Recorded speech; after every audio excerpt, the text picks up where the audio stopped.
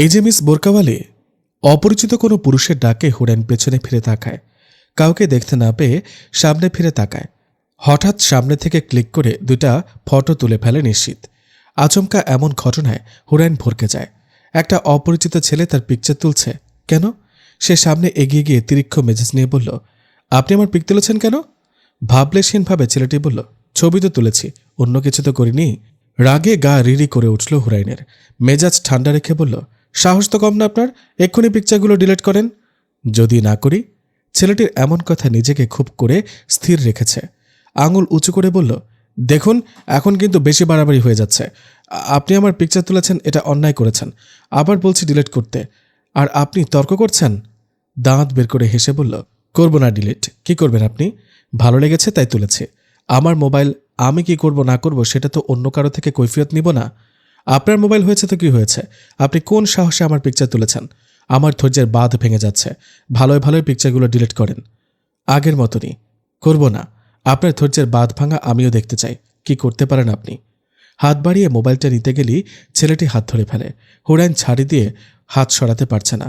দাঁতে দাঁত চেপে বলল, হাত ছাড়ুন বেয়াদব ছেলে। ছাড়ব না হাত, আমার কাছে এসেছে তাই ধরেছি। কি করবেন মিস বোরকাওয়ালি? ঠাস ঠাস করে দুটা থাপ্পড় গালে বসিয়ে দেয় হুড়াইন।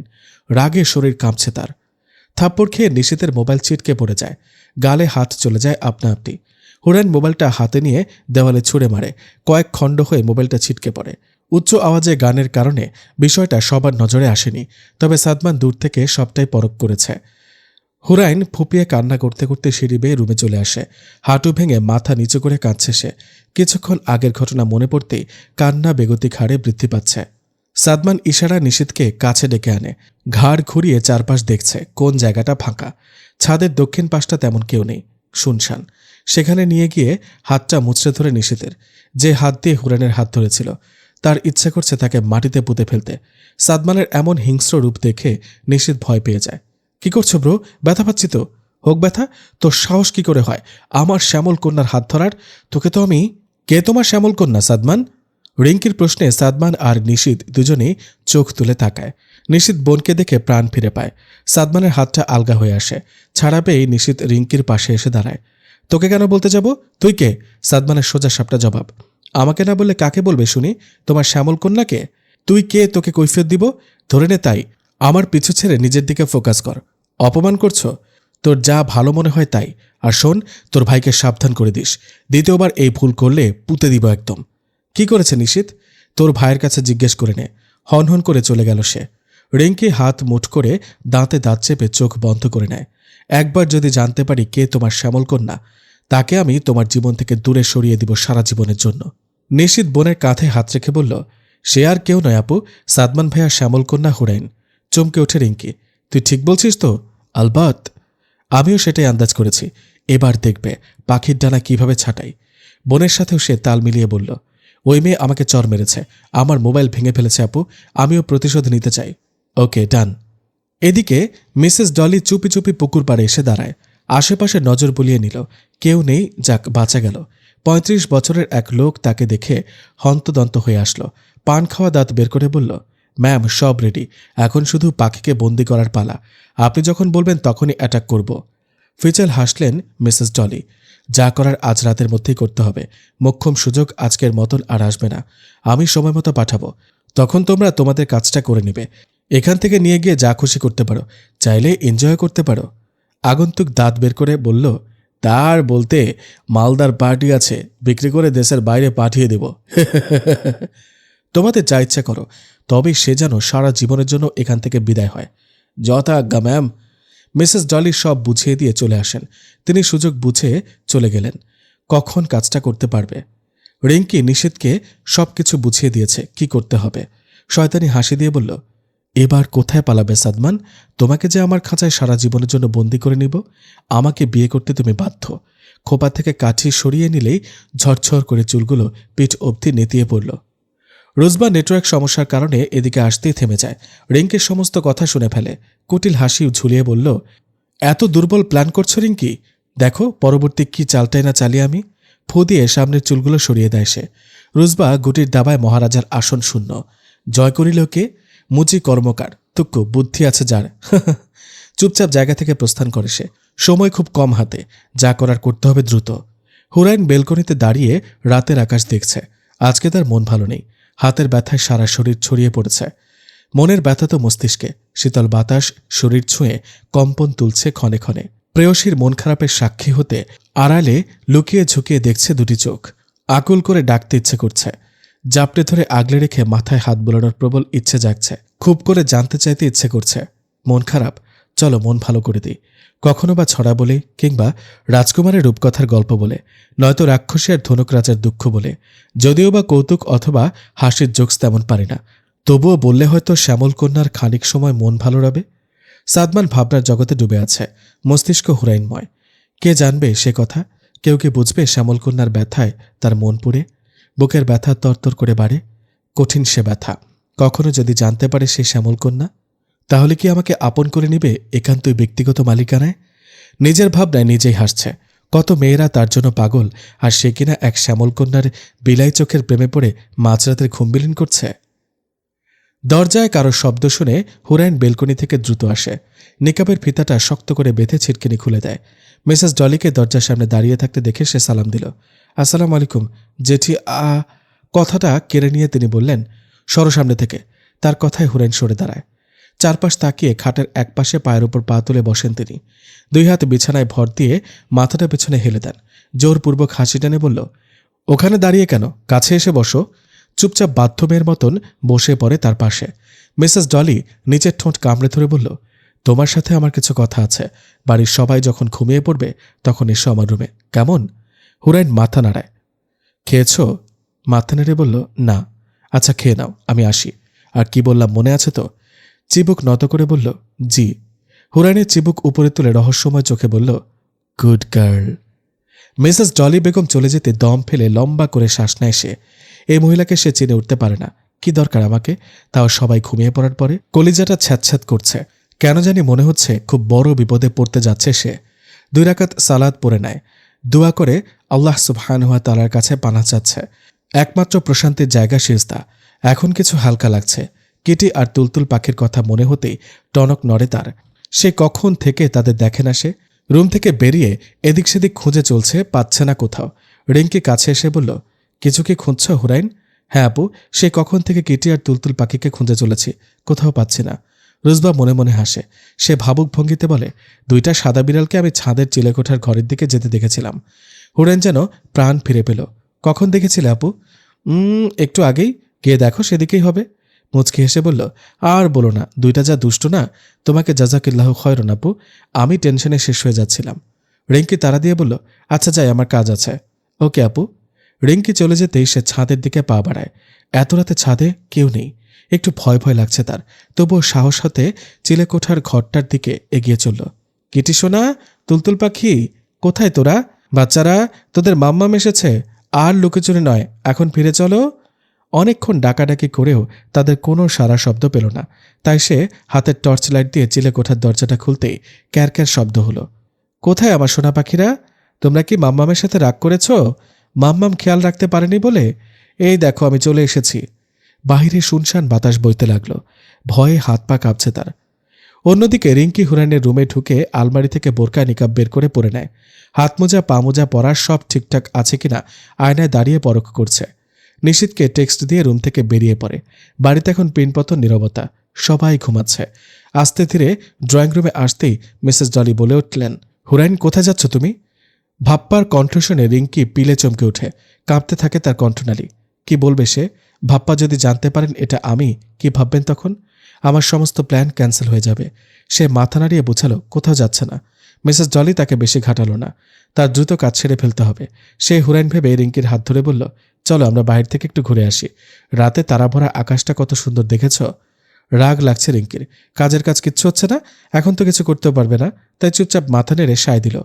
মিসেস ডলি তার হাত শক্ত করে ধরে বাহিরে নিয়ে আসেন। এমনভাবে হাত ধরেছেন যেন সে কোনো আসামি, সুযোগ পেলে পালিয়ে যাবে। রাগে ফুসফুস করছে রিঙ্কি।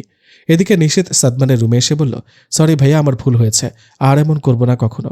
হুরাইনকে দেখলাম বোরকা পরে নিচে বসে আছে, সে নাকি চলে যাবে চট্টগ্রামে। সাদমান ল্যাপটপ থেকে চোখ সরিয়ে থতমত মুখে নিশীথের দিকে তাকিয়ে আছে।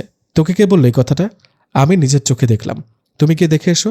ঠাস করে ল্যাপটপটা বিছানায় ছুঁড়ে ফেলে দিয়ে হনহন করে বেরিয়ে পড়ে।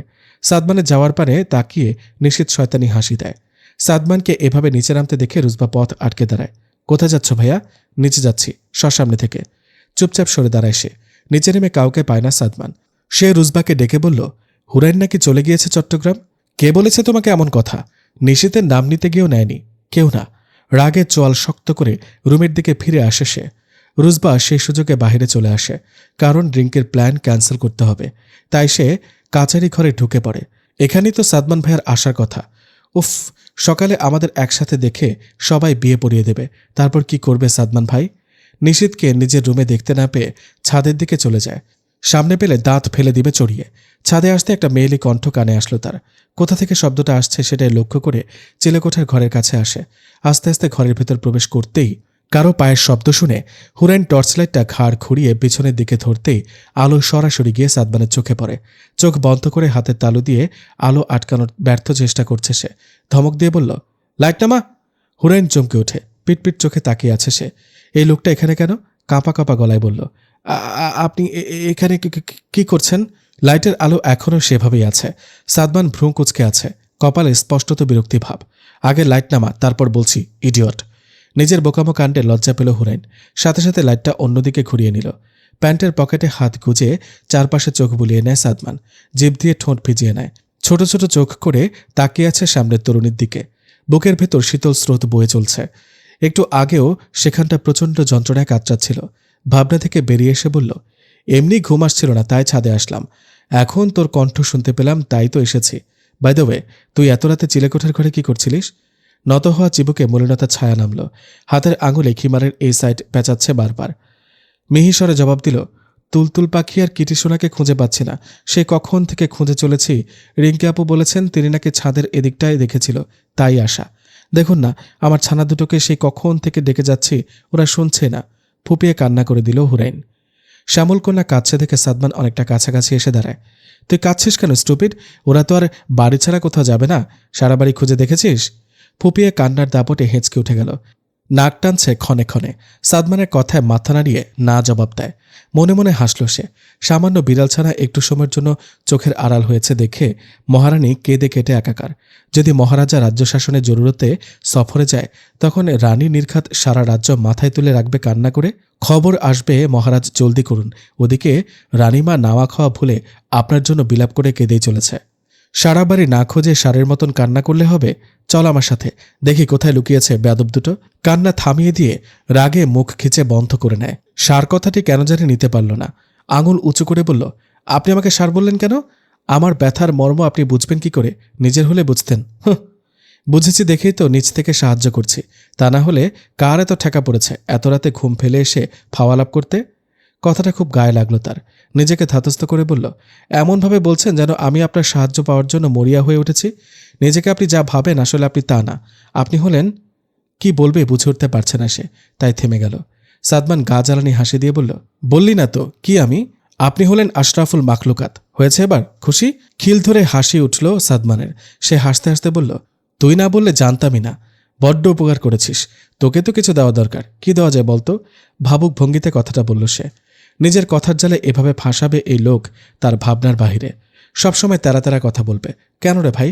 ছোটদের সাথে একটু আদব দিয়ে কথা বলে কি হয়? তা না, আসছে ধমকাধমকি করতে। এখান থেকে যেতে পারলে এই লোকটার সাহায্য সে নিবে না, পণ করল। রুষ্ট কণ্ঠে বলল, সরুন, আপনি কিছু দিলে আমি নিব কেন? আর লাগবে না আপনার সাহায্য। কথাটা বলে দরজার কাছে এসে দাঁড়ায়। হাত বাড়িয়ে দরজা ধরে টান দিতে গিয়ে টের পেল দরজা বাহির থেকে লাগানো। সে ঢোক গিলে আবার দুই হাত দিয়ে কড়া ধরে টানছে। কি আশ্চর্য, দরজা খুলছে না কেন? দূর থেকে সাদমান টুন টেনে বলল, সামান্য দরজাটাও খুলতে পারিস না? একে তো দরজা খুলতে পারছে না, তার উপর সাদমানের হেয় করা কথায় তার পিণ্ডি জ্বলে উঠল। চোখ রাঙিয়ে বলল, আমি না হয় পারি না, আপনার তো দয়ার শরীর। তার নাদান বাচ্চার কষ্ট দেখে দয়া মানব একটু খুলে দিন না দরজাটা। সাদমান ভাব নিয়ে সামনের চুলগুলো পিছনে স্লাইড করতে করতে জবাব দিল, আমার তো দয়ার শরীর, তাই কারো দুঃখ দেখে চুপচাপ দাঁড়িয়ে থাকতে পারলাম না। হাত বাড়িয়ে দরজা টানতে লাগলো। দরজা খুলছে না দেখে সে পা দিয়ে লাথি দিল 4-5টা। সাদমানের এমন কাণ্ড দেখে হুরাইন ঋণিঝিনি ঝংকার তুলে হাসতে লাগলো। মনে হচ্ছে দেওয়াল ঘেঁষে শব্দযুগল পরপর তার বুকের ভেতর হাতুড়ি পেটা করছে। বন্ধ দরজায় ঠেস দিয়ে বুকের ওপর হাত ভাঁজ প্রেয়সীর দিকে তাকিয়ে আছে। সময় যেন থমকে গিয়েছে। নিকাবের আড়ালে লুকায়িত হাসি তার হৃদয় জুড়ে শিহরণ জাগিয়ে তুলছে। শ্যামলকন্যার হাসি মাখা মুখটা দেখার সৌভাগ্য যদি হতো। চোখে পানি জমে এসেছে হুরাইনের। ঠোঁট কামড়ে ধরে হাসি আটকাল। সাদমানের দিকে না তাকিয়ে দরজা ধাক্কাতে লাগল। দরজা বাহির থেকে কেউ আটকে দিয়েছে। এটা খুলবে না, তুই যতই ধাক্কাধাক্কি করিস। সাদমানের কথায় হুরাইনের পিলে চমকে যায়। ঢুক গিলে বলে, কে এমন করবে? আর এমনটা করেই বা কি লাভ? কিঞ্চিত ভ্রু ভাঁজ করে বলল, জানি না। কাঁদো কাঁদো মুখ করে বলল, এখন কিভাবে বের হব আমরা? আগের মতনই নিরলসা জবাব, জানি না। তা কি জানেন? খালি তো জানেন আমার সাথে ঝগড়া করতে, আর পারেন স্টুপিড, ইডিয়ট বলতে। কথায় কথায় এই শাহরিয়ার সাদমান অমুক তমুক। তা এখন বলছেন কেন? জানেন না? আমার তো মনে হচ্ছে আপনি ইচ্ছা করে। কথাটা বলার আগে সাদমান ভাঙা চেয়ারে জোরে লাথি মারে। অনেক বকেছিস, আমি এত ফালতু টাইম ওয়েস্ট করি না, ওকে? ধমক খেয়ে চুপসে গেল হুরাইন। এই বুঝি চোখ দিয়ে ফোয়ারা নামবে। পরিস্থিতি দেখে সাদমান কি করবে বুঝে উঠতে পারছে না। ভুল হয়ে গেছে, আর ধমক দিব না, কাঁদিস না। কথাটা বলতে দেরি হলো, তার কান্নার ফোয়ারা উপচে পড়ল। আব্বু, আম্মু, আপু, দাদু, তাদেরকে ডেকে ডেকে হেঁচকে তুলে কান্না করছে। নাকের পানি চোখের পানি এক করে ফেলেছে হুরাইন। অন্যদিকে মিসেস ডলি পুকুর পাড়ের দিকে আসতেই অপরিচিত কয়েকজন লোক এসে সামনে দাঁড়ায়। একজন মাঝবয়সী যুবক এসে বলল, সব রেডি ম্যাম, পাখিকে এখন আমাদের হাতে তুলে দিন, উপোস ভাঙব। রিঙ্কি ভয়ে ঢুক গিলছে। সে বুঝে উঠতে পারছে না তার সাথে কি ঘটতে চলছে, আর ভাপ্পার সাথে এই লোকগুলোর কি সম্পর্ক। ছেলেদের গা থেকে বিশ্রী গন্ধ বেরিয়ে আসছে, গা গুলিয়ে আসছে তার, হাত মুচড়ামুচড়ি করছে। মিসেস ডলি শয়তানি হাসি দিয়ে বললেন, এত ছটফট কেন করছো শুনি? তোমার তো আমার হাত থেকে নিস্তার নেহুর। কথাটি বলেই ছেলেদেরকে ইশারা দিলেন। রিঙ্কির ভয়ে সারা শরীর কাঁপছে। ষষ্ঠ ইন্দ্রিয় বলছে খুব খারাপ কিছু ঘটতে চলছে। তার এখন পালাতে হবে যে করেই হোক। কি করবে কিছু ভেবে উঠতে পারছে না। একজন লোক স্প্রে নিয়ে এদিক পানি আসছে। সেদিক পানে তাকিয়ে তার চক্ষু চড়ক গাছ। এটা তো রাইজুল আঙ্কেল, ভাপ্পার এক্স হাজব্যান্ড। উনি এখানে? আর হুরেনের সাথে তাদের কি সম্পর্ক? সে কিছুই বুঝে উঠতে পারছে না। হঠাৎ করে কিছু একটা গন্ধ নাকে আসতেই তার চোখ দুটি আবছা আবছা সামনের লোকগুলোকে দেখতে পেল। সারা শরীর অবশ হয়ে এলো। তারপর কি হলো কিচ্ছু জানে না। মিসেস ডলি মোটা অঙ্কের টাকা তুলে দিল তাদের। হাসি হাসি মুখে বলল, মিস্টার রাইজুল, আপনার পাওনা দিয়ে দিলাম। আশা করি এবার খুশি। অফকোর্স ডার্লিং, টাকার নেশাটা যে বড্ড বাড়াবাড়ি রকমের আমার। এখানে কি রাত পার করবে? এটাকে নিয়ে বেরিয়ে যাও, আপদ বিদায় হচ্ছে ভেবেই শান্তি। মুঠো শক্ত করে চলে আসে সে। লোকগুলো বস্তায় রিঙ্কিকে ভরে কাঁধে তুলে নিয়ে চলে যায়। এতক্ষণের সমস্ত ঘটনার সাক্ষী রুজবা। তার সারা শরীর কাঁপছে ভয়ে, পা চালাতে পারছে না সে, ডুকরে কান্না করছে। রাতের বেলা চাপা কান্নার আওয়াজ যাতে বাইরে না যায় সেজন্য মুখে কাপড় চেপে ধরে আছে। নিশীথ কালকে সকালে কি হবে সেটা ভেবেই হাসছে। সাদমানের থেকে চরম প্রতিশোধ নেওয়া হবে। কম্বল মুড়ি দিয়ে ঘুমিয়ে পড়ে সে। মিসেস ডলি বডি স্প্রে ফুসফুস করে গায়ে মেখে মিহিরের পাশে শুয়ে পড়ল। উল্টো দিকে মিহির মনে মনে হাসে। কালকে সকালে দারুণ ফাটাফাটি হবে। মোক্ষম চাল চেলেছে সে। শেষ জয়টা যেন হুরেরই হয়। আল্লাহ সহায় হন আপনি। আস্তে আস্তে ঘুমের দেশে তলিয়ে গেল। নিস্তব্ধ পুরো বাড়ি। দুজন শুধু কপত কপতে চিলেকোঠার ঘরে নির্ঘুম। একজন ভয়ে কাতর, আরেকজন কপালের ভাঁজে গম্ভীর চিন্তার বুনিয়াদ। কি হবে কাল? এভাবে যদি কেউ দেখে আমাদের। সকালে সূর্যের আলো নিভু নিভু হয়ে উদিত হলো। ঘন কুয়াশায় ঢাকা পড়েছে সূর্য। বিয়েবাড়ির আমেজে সবাই একে একে উঠতে লাগলো। বাড়ির বউরা হাত মেলে কাজের তোড়জোড় চালাচ্ছে। বাড়ির বড় মেয়ে রেহানা বেগম তিহানাদের দরজায় করাঘাত নাড়ছে। এত সকালে ঘুমের ডিস্টার্ব করায় বিরক্ত তিহানা। রেহানা জোরে জোরে দরজা ধাক্কাচ্ছে আর ডাকছে, এ রুজবা, উঠ তাড়াতাড়ি। দামরি সেরিয়ে অহন ঘুমায়, আক্কেল কবই বসুনি। জামাইয়ের বাইর যায়া ঘুমাইছে এমনে, সহাল বিহাল ছেঁচা পড়লে বুঝবি। তিহানা ঘুমো ঘুমো চোখে পরখ করে রুজবাকে দেখতে না পেয়ে বলল, খালামণি, রুজবাবু তো কালকে আমাদের সাথে ঘুমায়নি। তার কথার পিঠে জবাব দিল, মিথ্যা কথা কবি না একদম তিহানা, তোর আব্বারে ক বাইরই তো। রাগে ছ্যাদ করে উঠল তার মেজাজ। একে তো ঘুমের 12টা বাজালো, আবার বলে মিথ্যা কথা বলছে। সে ঠুসঠাস দরজা খুলে লেপ মুড়ি দিয়ে শুয়ে পড়ে। ঘরে রুজবাকে দেখতে না পেয়ে 3 তলায় আসেন তিনি। হুরাইনের রুমে চোখ পড়তে দেখেন দরজা খোলা। রুমের ভিতর কেউ নেই। পাশের রুমের দরজাও খোলা, ভিতরে কেউ নেই। নিজ মনে ভাবতে লাগলেন, আশ্চর্য, সাদমান তো এত সহলে উঠে না। আর হুরের তো আমল করার সময়ও নেই। সাইমা যাই মা তো রাফার সাথে যাই, তাদের রুমে দেখে আসি। বার কয়েক ডাকার ফলে সাইমা ঘুমের রেশ নিয়ে দুলতে দুলতে দরজা খুলে দেয়। রেহানা বেগম বিরক্তি ভঙ্গিতে বললেন, হ্যাঁ রে সাইমা, রুজবা কই? জানি না, দেহ তিহানাদের রুমে নাই তো। হুরাইনের রুমে দেহ, হুরাইন তো রুমেই নাই। তাইলে আর কি, ছাদে দেহ হাঁটতে গেছে হয়তো হুরাইনের সাথে, না হইলে পুকুর পারে।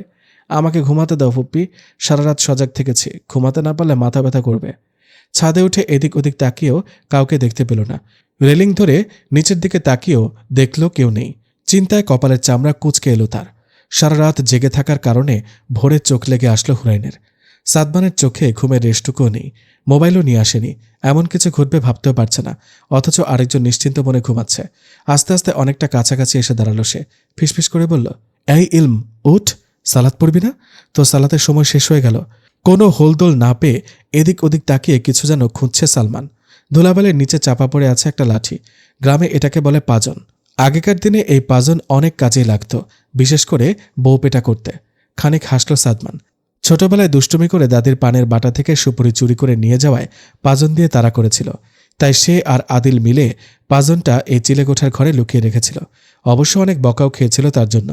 ভেতর থেকে দীর্ঘশ্বাস বেরিয়ে আসলো তার। লাঠিটা হাতে নিয়ে জোরে মেঝেতে শব্দ করে, যার দরুন হিসেবে হুরাইন লাফিয়ে ওঠে। সাদমানকে হাসতে দেখে তার মেজাজ তুঙ্গে ওঠে। কি করলেন এটা সাদমান ভাই? ভাবলেশহীন জবাব। কি করেছি? কি করছেন আপনি জানেন না? এভাবে শব্দ করে ভয় দেখিয়ে আবার বলছেন কি করেছি? তুই তো সাহসী, ভয় তো পায় ভীতুরা। আমি কি একবার বলেছি আমি সাহসী কিংবা ভীতু? বলতে হবে কেন? এই যে একটা অবিবাহিত ছেলে রুমে থাকা অবস্থায় নিশ্চিন্ত মনে বেঘরে ঘুমাচ্ছিলি, কোনো সারা শব্দের টিকিটিও নেই। আমি নেহাত ভালো ছেলে, আমার স্থানে যদি অন্য কেউ হতো না, এতক্ষণে যা হওয়ার হয়ে যেত। কি বলছেন এসব আপনি? কি হতো? হতো তোর মাথা, যেটা গোবর দিয়ে ঢাকা। এখন আমাকে এখান থেকে বের করার ব্যবস্থা কর। এই, আপনাকে কি আমি ডেকে এনেছি এখানে? আসেন সাদমান ভাই, আমি বিপদে পড়েছি বলেছি কি একবারও? নিচ থেকে এসে আবার আমার উপর হুকুম জারি করছে। বেটা শখ কত, চিবিয়ে চিবিয়ে বলল। তুই তো ডাকলি সোনা ময়না বলে, আমি কি জানতাম নাকি সেটা তুই অন্য কাউকে ডাকছিস? ছাদে আমি তো ছিলাম, তাই তো তোর ডাকে সাড়া দিলাম। ফালতু কথা রাখেন তো। আপনার হাতির শরীর দিয়ে দরজাটা ভেঙে ফেলুন। কাজের কাজ তো কিছুই পারেন না, শুধু শুধু ঝগড়া করেন। দেখতে চাস কি পারি না পারি? এই, একদম ভয় দেখাবেন না বলে দিলাম। আমি রিঙ্কি নই, হুরাইন, আপনার সেজু চাচার ছোট মেয়ে। হ্যাঁ, কারো হবু বউ। কথাটা শুনে চোখ কোটর থেকে বেরিয়ে আসার উপক্রম তার। আমতা আমতা করে বলল, তা তো একদিন হবই, আপনাকে মনে করিয়ে দিতে হবে না। খানিক হাসল সাদমান। মজিদ মিয়ার বউ পালাইছে, চাচারে বলে একটা ব্যবস্থা করে দিতে পারি। বেচারা এই শীতে বউ ছাড়া একা ঘুমায়। তুই কি রাজি? চোখ রাঙিয়ে বলল, এতই যখন দরদ, তা আপনার ওকে দিয়ে আসুন না। আমাকে কেন বলছেন? দুঃখিত, আমার ওর সাথে তার যায় না। আর আমার জিনিসে কারো হস্তক্ষেপ কিংবা নজর দুটোই নিষেধ। আইসে চাপাবাজি করতে। রুডির দোহান থুবাইনাল্লা। তুই হেল্প করলে থুবাইতে পারি। চুপ করুন, বেশি কথা বলেন। সে তো সময়ই বলে দিবে কে বেশি কথা বলে। হুরাইন চুপ করে বসে আছে। চিন্তায় তার মুখ মলিনতার ছাপ পড়েছে। টেনশনে সারা রাত ঘুম হয়নি তার। যখন জানাজানি হবে সারা রাত এই ঘরে বন্দি থেকেছে, তাও একটা, ভাবতেই গা শিউরে উঠেছে তার। সাদমান বুঝতে পেরেছে শ্যামল কন্যার চোখে মুখে বিষণ্ণতার ছাপ কেন। ভেতর থেকে হতাশার সুর ভেসে আসলো। সেও জানে না কি হবে এরপর। আসসালামু আলাইকুম, সবাই কেমন আছেন? আশা করি অনেক ভালো আছেন আল্লাহর অশেষ রহমতে। এই যে আপনাদের জন্য এত কষ্ট করে গল্প বাছাই করে তারপর সেগুলোকে ভয়েস করে, এই রমজান মাসেও এত কষ্ট করে ভয়েসগুলো করি এবং ভিডিও এডিটিং করে তারপর আপলোড করি। আপনারা ভিডিওটাতে একটা লাইক দেন না, এটা কোনো কথা? এখনই একটি লাইক দিয়ে দিন ভিডিওটিতে। এবং যারা এখনও আমার চ্যানেলটিকে সাবস্ক্রাইব করেননি, অবশ্যই এক্ষুনি সাবস্ক্রাইব করে নেবেন এবং পাশে থাকা যে বেল আইকন ঘন্টার একটা চিহ্ন আছে, এটাতে ক্লিক করে অল করে দিবেন। প্রথম যেটা আসবে সেটা। কারণ এত কষ্ট করে ভিডিও বানাই শুধুমাত্র আপনাদের জন্যই। তো আপনারা যদি আমাকে এইটুকু সাপোর্ট না করেন তাহলে কিন্তু ভালো লাগে না, খুবই কষ্ট লাগে আসলে।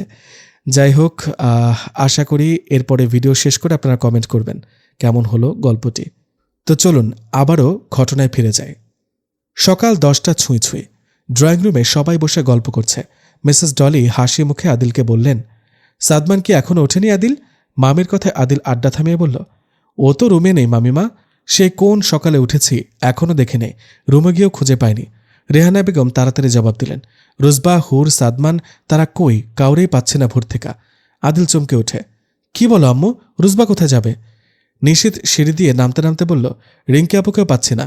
মিসেস ডলি আশ্চর্য হলেন, সেই সাথে বাড়ির সবাই। 10টা বেজে গেল, কারো কোনো খোঁজ নেই। সাদমানকে কল দিতে আদিল বলল, মামি ফোন দিয়ে লাভ নেই, সাদমানের মোবাইল তো ঘরেই দেখলাম। মিহির তালুকদার বললেন, কি বলিস এসব? সাদমান তো মোবাইল রেখে কোথাও যায় না। শাকিলা খানম হন্তদন্ত হয়ে এসে বলল, হুর তো আমাকে না বলে কোথাও যায় না, ও কোথায়? মিসেস ডলি কালকের রাতের কথা ভেবে মনে মনে হাসছেন। এই ইহজন্মে তাকে আর পাবে না শাকিলা। নুরি জোরে চিৎকার করে দৌড়ে সদর দরজায় আসে। কান্না করতে করতে বলল, রোজ বাপু অজ্ঞান হইয়া কাছারি ঘরে পইরা রইছে। সবাই যেন অবাক হলো। রেহানা বেগম অমাগো বইলা বিলাপ কান্দন শুরু করলেন। আদিল হিমেলরা ছুটে যান সেখানে। রোজবাকে কোলে তুলে ড্রয়িং রুমে এনে মাথায় পানি দেন। মিনিট 5 পরে জ্ঞান ফিরেছে তার। ভয়ে চুপসে আছে সে। সবাই অনেক জেরা করছে তাকে। কান্না করতে করতে কালকে রাতের ঘটনা খুলে বলল। বোরকা পরা একটা মেয়েকে কয়েকজন মিলে বস্তায় ভরে নিয়ে গেছে পেছন দিক দিয়ে। মিসেস ডলি ধমক দিয়ে বললেন, কি বলছো এসব? তোমার মাথা ঠিক আছে? আমি সত্যি বলছি মামি, নিজের চোখে দেখেছি। শাকিলা খানমের কলিজা মোচড় দিয়ে উঠল। বোরকা পরা মেয়ে, সে দৌড়ে হুরাইনের রুমে ছুটে যায়। আলমারি মেলা দেখে চিৎকার করে ওঠে, হুর!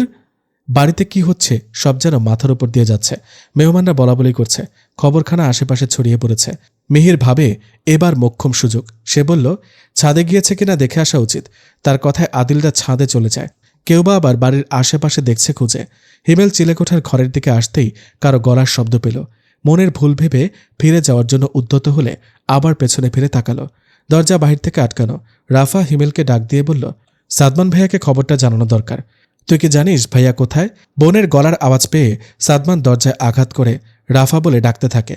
ইতোমধ্যে মিসেস ডলিও ছাদে এসেছেন। সাদমানের কণ্ঠ শুনে সবাই চকিত নয়নে তাকিয়ে আছে। রাফা দরজার কাছে এসে ডাক দিল, ভাইয়া তুমি এখানে কি করছো? ভেতর থেকে জবাব আসলো, দরজা খোল আগে, পরে বলছি। দরজা খুলে দিতেই দুজনকে একসাথে দেখে রাফা 2 কদম পিছিয়ে যায়। এ কি, তোমরা এই ঘরে কি করছিলে? হুরাইন মাথা নিচে করে সাদমানের পাশে দাঁড়িয়ে আছে। কি বলবে এখন তাদের? সত্যিটা বললেও যে কেউ বিশ্বাস করবে না। কিভাবে বোঝাবে তাদের? আসলে তোমরা যা দেখছো সব মিথ্যে। এর পেছনে কারো ষড়যন্ত্র রয়েছে। মিসেস ডলি এগিয়ে এসে বললেন, সাদমান তুমি কথাটা বলার আগেই তার চোখ পড়ল হুরাইনের দিকে। ওমাগো বলেই অজ্ঞান হয়ে গেলেন তিনি। মিহির তালুকদার জড়িয়ে ধরেন তাড়াতাড়ি। মনে মনে বলেন, ভয় পেলে বুঝি, তবে একটা জায়গায় তার খটকা লাগছে। ডলি যদি কাউকে তাদের হাতে তুলে দিয়েই থাকে, কাল রাতে কাকে দিয়েছে সে? অঙ্কটা যেন মিলছে না। নিশীথ থ হয়ে দাঁড়িয়ে আছে। কি হলো এটা? হিমেল একধ্যানে তার জারুল ফুলের দিকে তাকিয়ে আছে। সে বিশ্বাস করতেই পারছে না জারুল ফুল এমন কিছু করবে। ইতিমধ্যে ছাদে সবাই চলে এসেছে। মেহমানরা কানাঘুষা করছে, বাজে বাজে মন্তব্য করছে হুরাইনকে আর সাদমানকে জড়িয়ে। শাকিলা খানম কি বলবে, সে বাক্যহারা হয়ে তাকিয়ে আছে। হুরাইনের মুখ চেপে ধরে হাত পেছনে মুচড়ে ধরেছেন। ব্যথায় আহ শব্দ করে উঠল। সাদমান সবার দিকে এক নজর তাকিয়ে ধূপধাপ পা ফেলে চলে আসলো। পেছনে দৃশ্য দেখার সাহস তার নেই। এদিকে শাকিলা খানম চিলেকোঠার ঘরে হুরাইনকে নিয়ে দরজা আটকে দেয়। কেউ কিছু বলেনি। কী বা বলবে? সে মুখ কি আছে? হুরাইনের গগনবিদারী চিৎকার যেন গোটা শান্তি রেখাকে কাঁপিয়ে তুলছে। আজ যেন মেরেই ফেলবেন শাকিলা খানম তাকে। আরজু তালুকদার আর আয়মান তালুকদার দরজা ভেঙে হুরাইনকে নিয়ে আসেন। আদিল চমকে উঠে হুরাইনকে দেখে। জিলবাবে রক্তের ছোপ ছোপ দাগ বসে গিয়েছে। গোঙানির আওয়াজ আসছে শুধু। বাম হাতে নিকাবের ফিতেটা শক্ত করে মুঠোয় ধরে রেখেছে। পাঁজা কোলে তুলে আরজু তালুকদার মেয়েকে নিয়ে রুমে আসেন। বাঘিনী শাকিলা খানম তবুও ক্ষান্ত হতে পারছেন না। একজন তো বলেই দিলেন, দুধকলা দিয়ে সাপ পুষেছ গো, না হলে এমন ভদ্র পরিবারে এভাবে মানসম্মান কেউ ডোবায়? ছেলের কি দোষ, সব তো মেয়েরই। আরেকজন বললেন, বোরকার তলে তলে এসব করে বেড়ায়, ছে ছে ছে, সারা রাত এক ঘরে 2 ছেলে মেয়ে কি। হিমেল ধমক দিয়ে বললেন, চুপ করুন আপনারা, না জেনে কাউকে অপবাদ দেওয়া ঠিক না। এদিকে মিস্টার রাইজুল মাথা নত করে রিঙ্কির সামনে বসে আছে। মেয়েটা অনবরত কেঁদেই চলেছে। ফর্সা মুখে নাকের ডগায় লাল টকটকে রং ধারণ করেছে। তিনি সার্ভেন্টকে ডেকে হালকা নাস্তা নিয়ে আসতে বললেন। রিঙ্কির চেহারায় পরিমিত ক্ষোভ আর বিরক্তির রেশ টেনে এনে বলল, আমি খাবো না, আমাকে বাড়িতে দিয়ে আসুন। সবাই এতক্ষণে আমাকে দেখতে না পেয়ে চিন্তা করছেন নিশ্চয়ই। মিস্টার রাইজুল তার পাশে বসে মাথায় হাত বোলাতে বোলাতে বলেন, মামনি, তোমার বাড়িতে ফোন করে জানিয়ে দিয়েছি ভাইজান আর নিশীথ আসছে। কাল রাতে বড় ধরনের দুর্ঘটনা ঘটতে পারত। ভাগ্যিস আমি ছিলাম। মুখটা ফ্যাকাশে হয়ে যায় তার কাল রাতের কথা মনে করতে। কি বিভৎস সেই হাড় হিম করা ঘটনা। মনে মনে সাধুবাদ জানায় ভাগ্যকে। কোনো খারাপ কিছু ঘটলে কি হতো? ভাবনা থেকে বেরিয়ে এসে জিজ্ঞেস করল, আঙ্কেল, আমার জায়গায় যদি হুরাইন থাকতো তাহলে নিশ্চয়ই তার সাথে খুব বাজে কিছু হতো, তাই না? আর ভাপ্পার সাথে হুরাইনের কি এমন সম্পর্ক? নিজেকে ভাবতেও ঘৃণা লাগে, এমন নোংরা মহিলা আমার ভাপ্পা। এমন প্রশ্নে ভরকে যায় মিস্টার রাইজুল। কাঁচোমাচো মুখে নরম গলায় বললেন, জানি না, তবে হুরাইন সম্পর্কে তুমি কিছু জানো না। কপাল কুচকে এলো রিঙ্কির। হুরাইন সম্পর্কে সে জানে না মানে? সে বাজখাই গলায় প্রশ্ন করল, এটা না জানার কি আছে? ভাপ্পা সেজদেবরের ছোট মেয়ে। তার কথার পিঠে তিনি জবাব দিলেন, ভুল জানো তুমি। আর তোমার ভাপ্পা সাদমান আর রাফার আসল মা নন, সৎ মা হন। কি? ভাপ্পা তাদের সৎ মা? তাহলে আসল মা কে তাদের? তাদের আসল মা হল হুরাইনের বড় খালা, যিনি রেল দুর্ঘটনায় মারা গিয়েছেন 18 বছর আগে। তখন সাদমানের বয়স 12 বছর আর রাফার বয়স ছিল 9 বছর। এলোমেলো চুলগুলো কানের পেছনে গুজে দিয়ে পাল্টা প্রশ্ন করে সে।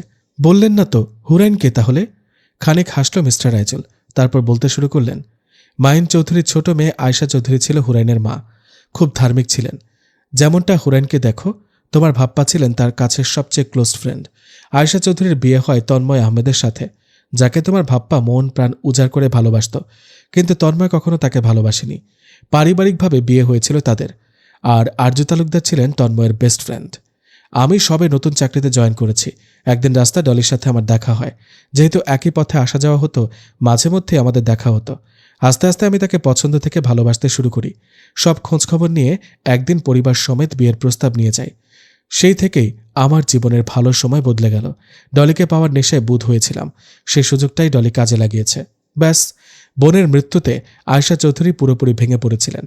আর তার উপর তাদের কোনো সন্তান ছিল না। ডলির সাথে আমার বিয়ের 1.5 বছর পরে একদিন সে আমাকে ডিভোর্স লেটার পাঠিয়ে দেয়। তখনও জানতাম না কিছুই, কেন করেছে এমন। যখন জানতে পারলাম সে মিহির তালুকদারকে বিয়ে করছে, আমার পায়ের তলার মাটি সরে গিয়েছিল। নিশ্চয়ই কোনো না কোনো উদ্দেশ্য নিয়ে তাকে বিয়ে করেছে। এদিকে আমি পথের ফকির হয়ে গেলাম। সব কেড়ে নিয়েছিল ডলি। চোয়াল শক্ত হয়ে আসলো তার। উঠে দাঁড়িয়ে টেবিলে মুষ্টিবদ্ধ হাতটা চেপে ধরেন। রিঙ্কির কাছে সবকিছু কেমন ঘোলাটে লাগছে। সে জিভ দিয়ে ঠোঁট ভিজিয়ে বলল, সব বুঝলাম, তবে হুরাইনের প্যারেন্টস কোথায়? সে তো নিশ্চয়ই কিছু জানে না, না হলে শাকিলা আন্টিকে মা ডাকত না। ঘাড় ঘুরিয়ে বলল, তারা বেঁচে থাকলে তো জানবে। রিঙ্কি চমকে উঠে বলল, মানে? শার্টের হাতা গোটাতে গোটাতে রাইজল বলল, হুরাইনের বয়স যখন 9 মাস, তখন একদিন সাদমান তাকে তালুকদার বাড়িতে নিয়ে আসে। ছোট্ট হুরাইন ছিল তার একমাত্র খেলার সাথী। সেদিন রাতে আয়শা চৌধুরী এবং তন্ময় আহমেদ তালুকদার বাড়িতে আসার পথে তাদেরকে কেউ কুপিয়ে নৃশংসভাবে হত্যা করে। ভাগ্যের জোরে হুরাইন বেঁচে যায়। বন্ধুর মেয়েকে লালন পালনের দায়িত্ব নেন আরজু তালুকদার। সেই থেকেই হুরাইন তালুকদার বাড়ির একটা অংশে পরিণত হন। তবে এটা মেনে নিতে পারেনি ডলি। তাই মিহিরকে রাজি করিয়ে পরিবার সমেত আমেরিকা চলে যায়। এতদিনের ক্ষোভ আবার মাথাচাড়া দিয়েছে তার। তাই তো নিষ্পাপ মেয়েটাকেও একচুল পরিমাণ ছাড় দেননি। রিঙ্কির ভীষণ মায়া হলো হুরাইনের জন্য, আবার লজ্জাও পেল মনে মনে। কি করতে যাচ্ছিল সে? আল্লাহই হয়তো তাকে এমন বিপদে ফেলে বুঝিয়ে দিয়েছেন কারো ক্ষতি করতে নেই। তবে তার এতটুকু স্পষ্ট বোধগম্য হচ্ছে, আয়শা চৌধুরী আর তন্ময় আহমেদের খুনের পেছনে নিশ্চয়ই তার ভাপ্পার হাত আছে। যা করার তাকে বুদ্ধি খাটিয়ে করতে হবে। আপাতত এখান থেকে যেতে হবে। এদিকে রাশেদ তালুকদারের সামনে মাথা নত করে দাঁড়িয়ে আছে সাদমান। তিনি মুখে কাঠিন্য ভাব এনে বললেন, আমার সরু গিন্নিরে কোনোদিনই তোমার হাতে তুইলা দিতাম না দাদু ভাই। তবে পরিস্থিতি আজকে কই দাঁড়াইল, ফুলের গায়ে আসর পড়ল। তবে যাই হোক, আমাদের থেকে তার উপর তোমার অধিকার বেশি। আয়সার কথা রাখতে গিয়া আমি ছোট গিন্নির উপর কোনো অবিচার না করে ফেলাই। সে যদি রাজি না হয়, তবে আমি আয়সার কথাও রাখবো না বলে দিলাম। যতই সে তার মা হোক, আর হোক শেষ ওসিয়ত। লাঠি হাতে ড্রয়িং রুমে আসেন তিনি। বাড়ি ভর্তি সকল মেহমান সহ সবাইকে জড়ো করেন। শাকিলা খানম কাঠখোট্টা গলায় বললেন, কি জন্য ডেকেছেন বাবা, কিছু বলবেন? থমথমে মুখে সবাইকে একবার পরখ করেন তিনি। তপ্ত নিঃশ্বাস ফেলে সেজ ছেলের উদ্দেশ্য বললেন, হুরাইনকে নিয়ে আইও আরসু, তারে আমার দরহার। পিতার হাবভাব দেখে আর্য দমে যায়। হুর তো রুমে বাবা, যাও নিয়ে আইও তারে। এমন আদিক্ষেতায় মিসেস ডলি ভীষণ বিরক্ত। তবে তার চিন্তা অন্যদিকে। একে তো রাইজুল ফোন তুলছে না, তার উপর রিঙ্কিকে পাচ্ছে না, এখন আবার উটকো নাটক। ডিসগাস্টিং। আরজু তালুকদার হন্ততন্ত হয়ে হুরাইনকে ধরে ধরে নিয়ে আসেন। ব্যথায় হাঁটতে পারছে না সে। শরীর জ্বলে পড়ে যাচ্ছে। চোখ দুটি লাল টকটকে হয়ে ফুলে আছে। রাফা হুরাইনকে দেখে আতকে ওঠে। কি অবস্থা হয়েছে মেয়েটার? তার চোখ ছলছল করে উঠল। আন্টির কথা মনে পড়ে গেল তার। কত আদর স্নেহ করেছেন তাকে, আর সে তো হুরাইনকে আগলে রাখতে পারেনি। সাদমান এখনও মাথা নিচু করে আছে। ক্ষোভে ফেটে পড়েছেন সে। কড়ায় গন্ডায় শোধ তুলবে। আগে ভালো ভালো সব মিটে যাক। আর চোখে একবার শ্যামলকন্যার দিকে তাকিয়ে চোখ সরিয়ে নেয়। তোমাকে আঘাত করার প্রতিটি দাগ আমি ফিরিয়ে দেব 100 ভাগ। প্রমিস শ্যামলকন্যা। সেদিন বুঝবে কার কলিজায় হাত বাড়িয়েছে। মুষ্টিবদ্ধ হাতের রগগুলো ফুলে উঠেছে তার। অনেকেই আবার নতুন করে কানা ঘষা শুরু করেছেন তাকে দেখে। রাশেদ তালুকদারের ক্ষিপ্ত কণ্ঠের ধমক খেয়ে সবাই কেঁপে উঠল। মিহির ভয়ে ঢোক গিলে ফেলল। সে তো জানে তার পিতার রাগ সম্পর্কে। হুরাইনকে সাদমানের পাশে দাঁড় করায় তানিয়া খাতুন। সাদমান বারবার তার দিকে তাকালেও হুরাইন একবারও মাথা ওঠায়নি। কোমল প্রাণ মনে যে গভীর অপবাদে ঢাকা পড়েছে। এত তীক্ষ্ণ বিষ সারা শরীর ঝলসে যাচ্ছে তার। রাশেদ তালুকদার সবাইকে উদ্দেশ্য করে বললেন, আমি সিদ্ধান্ত নিয়াছি, এই বাড়িটায় আজকে 2টা বিয়া হইবে।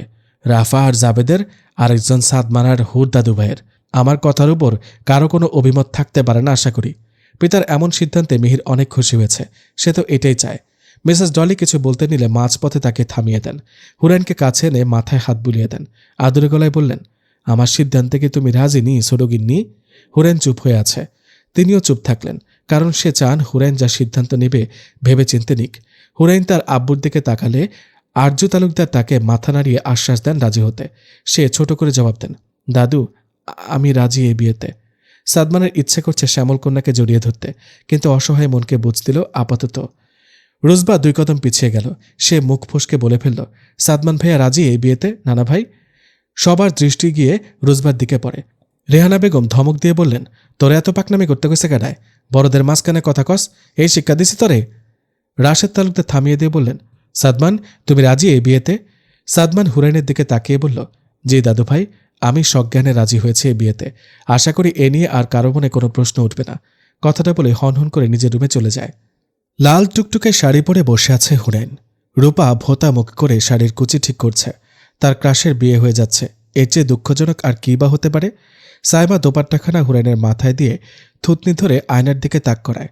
মুচকি হেসে বলে উঠল, মাশাআল্লাহ, আমার বোনটাকে একদম হুড়পুড়ির মতো লাগছে।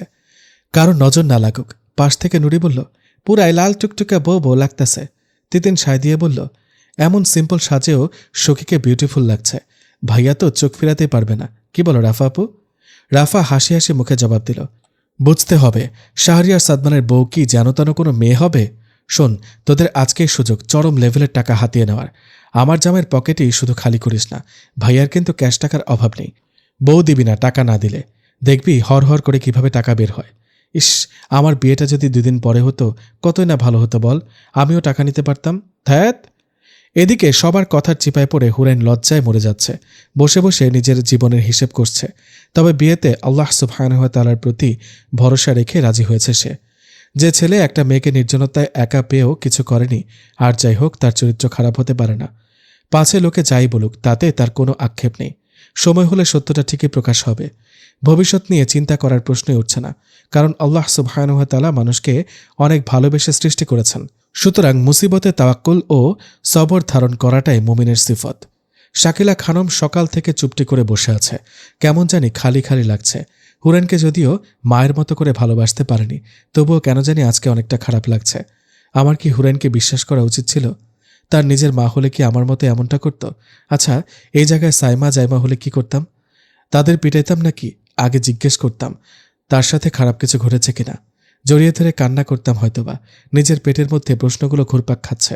না না, এসব ভাববো কেন পরের মেয়ের জন্য? আমি তো এটাই চাই, এই আপদ ঘাট থেকে নামুক। আরজুর সাথে সংসারে ঝামেলা তো এজন্যই হতো।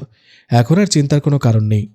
সাদমান এক্সাইটেড, কখন অন্তিম লগ্নটা আসবে। বুকের ভেতর ড্রিম ড্রিম হাতুড়ি পেটা করছে তার।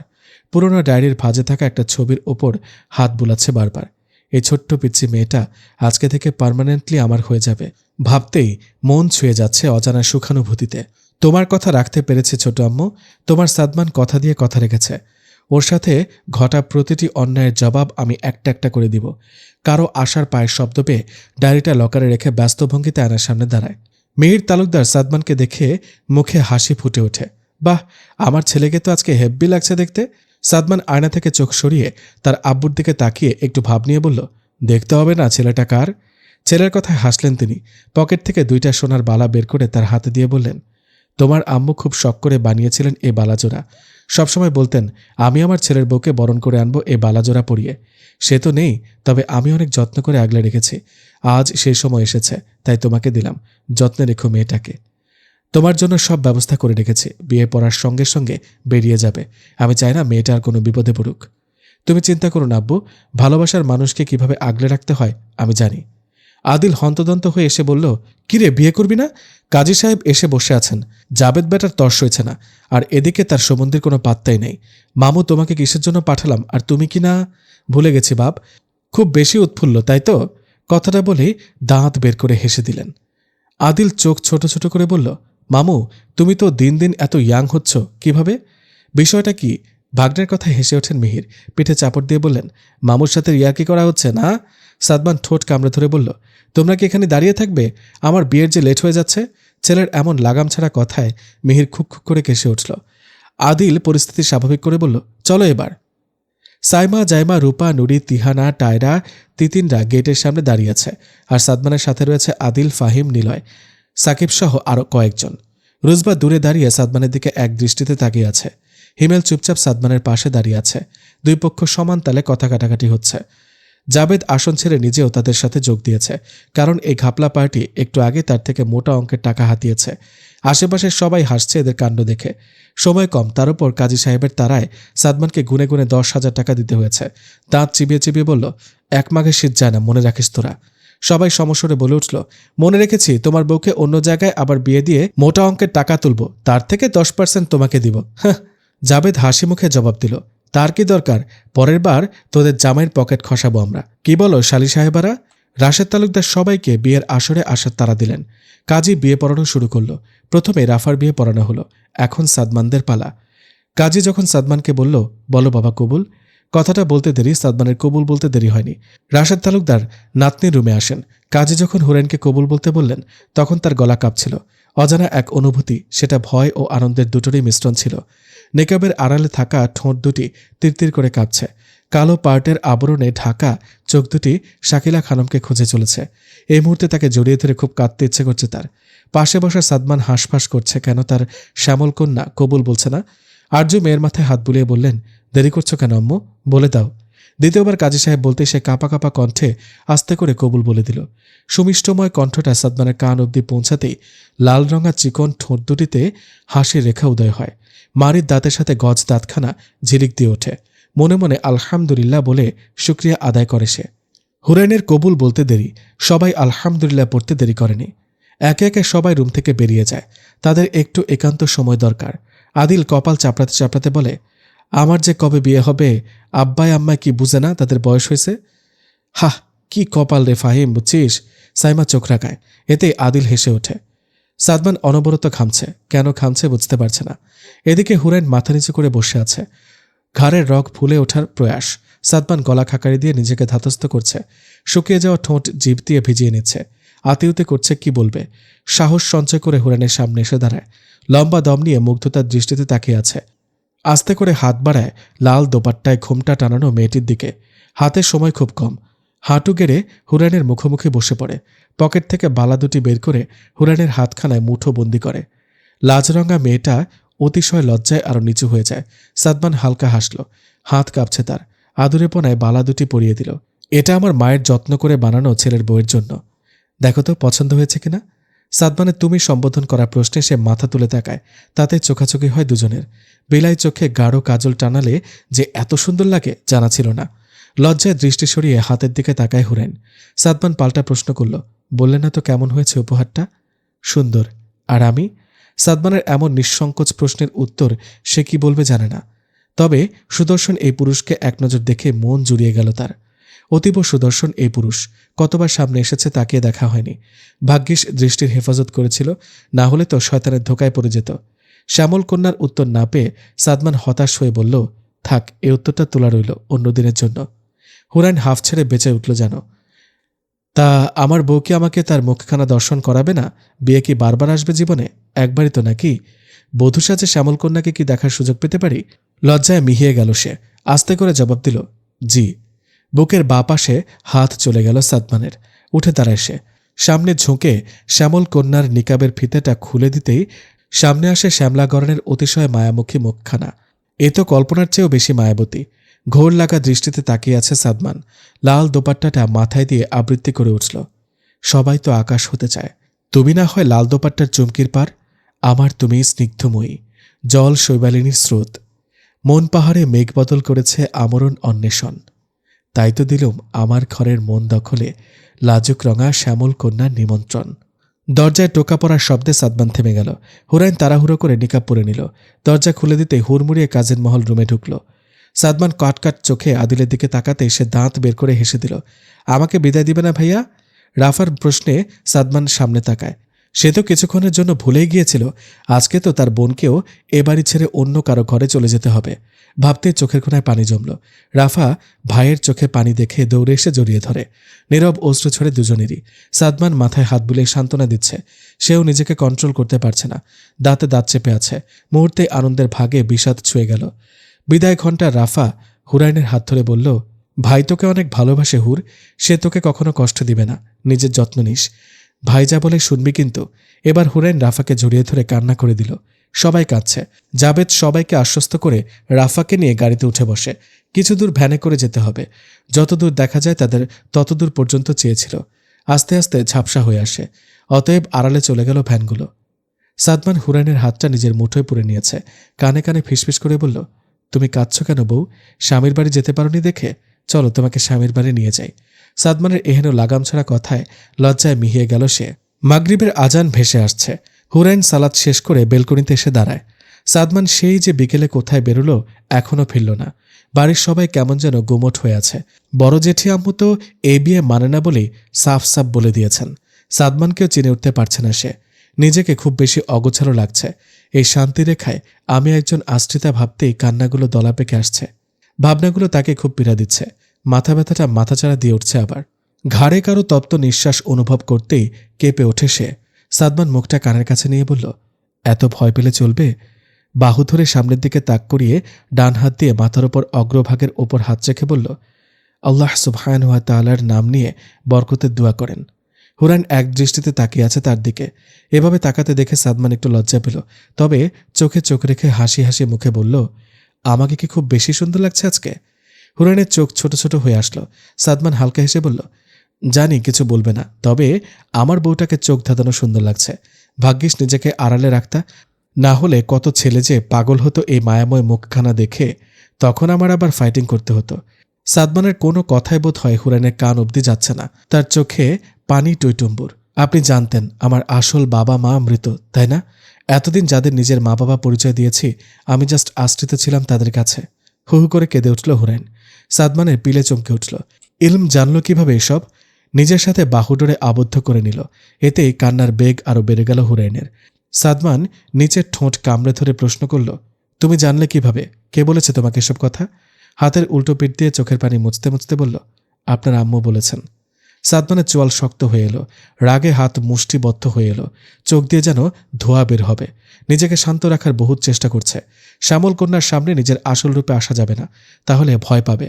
হুরাইনের হাতটা হন হন করে ধরে ড্রয়িং রুমে আসলো। গলা উঁচু করে সবাইকে নিচে আসতে বলল। ইতিমধ্যে এমন চেঁচামেচি শুনে বাড়ির সকল সদস্য এবং আত্মীয় স্বজন জড়ো হলো। মিসেস ডলির সামনে এসে দাঁড়িয়ে বলল, বহুত চাল চলেছেন আপনি। এবার বুঝবেন শাহরিয়া সাদমান ওরফে তনায়া চৌধুরীর ছেলে কি করতে পারে। জাস্ট 1 মিনিট, আপনার লাগাম আমি টেনে ছিঁড়ে ফেলব। মিসেস ডলি রেগে বললেন, ভদ্রভাবে কথা বলো সাদমান, আমি তোমার মা হই। আপন তো না, সৎ মা। আপনার সাথে মা শব্দটা একটুও যায় না। আপনি হলেন ডাইনি। আমার সাথে উঁচু শব্দে একদম কথা বলবেন না। প্রথমবার বলে ছেড়ে দিলাম। তারপর সে আদিলকে ইশারা করতেই আদিল ল্যাপটপ নিয়ে ভিডিও অন করে দেয়। সবার দৃষ্টি সেদিক পানে। মিসেস ডলির চোখ কপালে উঠে যায়। এখানে তো তার সব কথার রেকর্ড আছে। কিভাবে সম্ভব? আমার যাবতীয় প্ল্যান এরা জানল কিভাবে? সেদিন রাতে কি হয়েছিল সবকিছু ক্লিয়ার করা হয়ে গিয়েছে। সাদমান রহস্যময় হাসি দিলেন মিসেস ডলির দিকে তাকিয়ে। হুরাইন কিছুই বুঝতে পারছে না কি হচ্ছে। জাইমা ভয়ে ঢুক গিলে ফেলল। সেও যে কিছুটা জড়িত, তা যদি ধরা পড়ে কি হবে তখন? আস্তে আস্তে পিছিয়ে যাচ্ছে সে। হিমেল জাইমার হাত ধরে বলে, কোথায় যাচ্ছিস তুই? আমতা আমতা করে বলল, ওয়াশরুমে যাব। যাবি তো? একটু ওয়েট করো, জাস্ট 2 মিনিট।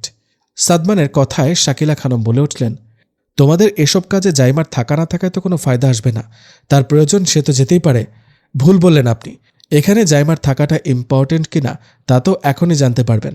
আদিল, স্টার্ট কর পরের ভিডিও। সবাই ছিছি করতে লাগলো। এতটা নিচে নামতে পারে কেউ? বিড়াল ছানা দুটোকে কতটা নৃশংসভাবে মেরে ফেলেছে জাইমা। লোমহর্ষক কাজ। হুরাইন কাঁপতে লাগলো। খিচুড়ি উঠে গিয়েছে তার। এত স্ট্রেস সে নিতে পারেনি একসাথে। একে তো বাবা মায়ের হত্যার কথা জানতে পারল, আর এখন প্রাণপ্রিয় পোষা প্রাণী দুটোকেও নৃশংসভাবে হত্যা করল।